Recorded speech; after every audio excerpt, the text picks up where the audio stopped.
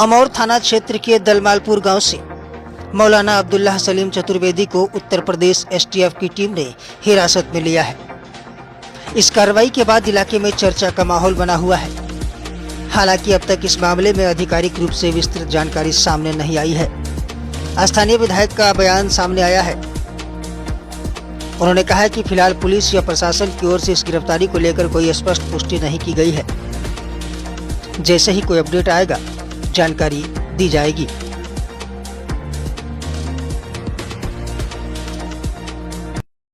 बुजुर्गों, नौजवानों और अजीजों, अस्सलाम वालेकुम व रहमतुल्लाहि व बरकातुहू। हजरत मौलाना अब्दुल्लाह सलीम चतुर्वेदी साहब की गिरफ्तारी से न सिर्फ सीमांचल में बल्कि पूरे मुल्क में एक बेचैनी है मिल्लत नवाजों के दरमियान में। जैसा कि आप सबों को मालूम है कि मौलाना पर पिछले दिनों में कई जगहों पर मुकदमात किए गए उनकी गुफ्तगू की वजह से। हर जन के उसने अपनी गुफ्तगू में कोई मुजरिमाना लफ्ज का इस्तेमाल नहीं किया है। ताहम यह मामला अदालत का है तय करे। लेकिन आज जो उनकी गिरफ्तारी हुई है वो गिरफ्तारी दलमालपुर, जो मेरे इंतखाबी हल्का अमौर में है, वहीं पर हुई है। कुछ अजनबी किस्म के लोग आए, उनको गिरफ्तार करके ले गए, जिससे लोग बहुत परेशान थे कि आया मौलाना की गिरफ्तारी हुई या किडनैपिंग हुई है।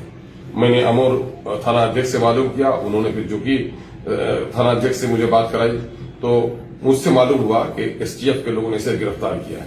फिर मैंने एसटीएफ के इंस्पेक्टर से बात की, उन्होंने बताया कि साहब हम लोग तो बिहार के एसटीएफ के लोग हैं, इनको एसटीएफ यूपी के लोगों ने गिरफ्तार किया है, जो गोरखपुर की अदालत में पेश किया जाएगा। इस ताल्लुक से मैंने एसपी साहब को भी खबर दी थी। और अभी मौलाना अब्दुल्लाह सलीम चतुर्वेदी साहब के भाई से भी बात हुई है, मौलाना जसीम साहब से बात हुई है, हजरत मौलाना मारूफ राही साहब से हमारी बात हुई है। परेशान होने की जरूरत नहीं है। इंशाअल्लाह मैं समझता हूं कि मौलाना की गुफ्तगू में कोई मुजरिमाना लफ्ज नहीं है। अदालत से इंशाअल्लाह फैसला मिलेगा और उनके हक में फैसला मिलेगा। इसलिए अब उनके लोगों को गोरखपुर जाना है और वहां की अदालत में इंशाअल्लाह मौलाना का आसानी से बेल हो जाएगा। इस सिलसिले में नाचीज से भी जितनी मदद होगी हम लोग उसके लिए तैयार हैं। आप लोगों को तशवीश करने की और परेशान होने की कोई जरूरत नहीं है। अदालत पर यकीन रखिए, मौलाना का कोई कसूर नहीं है। इंशाअल्लाह अदालत में इनके हक में फैसला होगा।